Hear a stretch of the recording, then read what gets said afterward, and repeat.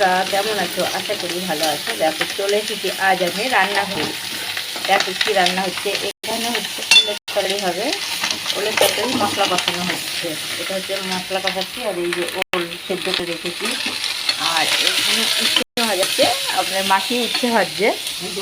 আমি একটু খড়ি নেড়ে দিচ্ছি, একটু খড়ি নেড়ে দিচ্ছি। আর এখানে আছে চিকেন। এটা হবে ধনেপাতা চিকেন। এটা রাতে হবে, মাসি এখন কী সব করে রাখবে আমি জানি না। আর তারপরে আছে এখানে স্যালাডের কিছু খাবার হবে। আর সকালে আর আগের ডাল করেছি, এটা হচ্ছে লাউ ডাল। ডালের মধ্যে হলুদ কম হয়েছে, বুঝতে পারছি না। মাটি ডালে হলুদ কম হয়ে গেছে না।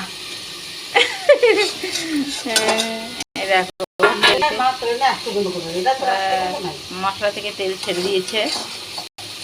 দুপুরে লাইট অফ করে বলছে ডালের কালারটা না মাসি, দুপুরে লাইটটা অফ করে খেতে। একটুখানি ঝোলে ইয়ে আছে জলটা।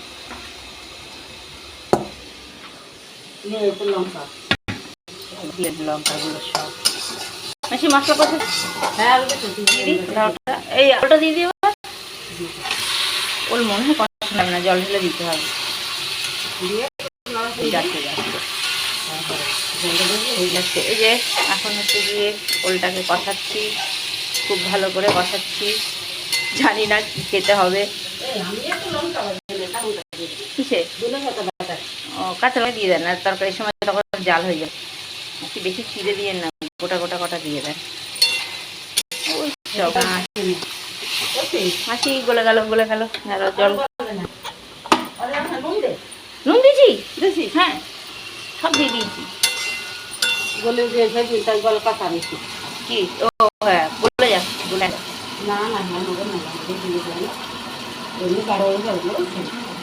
হ্যাঁ আবার আলুও দিয়েছে। দেখেছো কে কে খাবে বলো ওলে তরকারি? যদিও আজকে নিরামিষ হবে, আমরা একটু মাছ দিয়ে খেতে বেশি ভালোবাসি। না না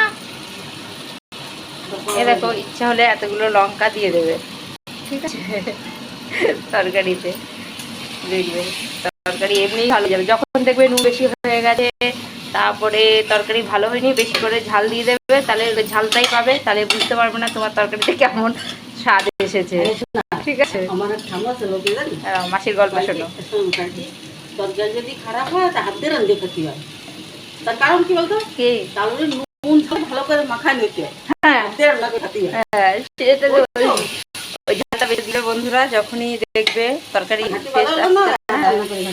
তখন তাড়াতাড়ি করে নুন ঝালটা বেশি করে দিয়ে দেবে। তখন শুধু বলবে উফ কি ঝাল হয়েছে, ঝাল হয়েছে। ব্যাস এবার জল ঢালবো আর ভিডিওটা এই অবধি জানি, এরপরে করলে আর কেউ দেখবে না। ভালো থেকো, সুস্থ থেকো। আমার জল দিই, এবার জল দিয়ে দিলাম আমি। হয়ে গেছে তরকারি, গরম জল ঢেলে দিলাম। বাই।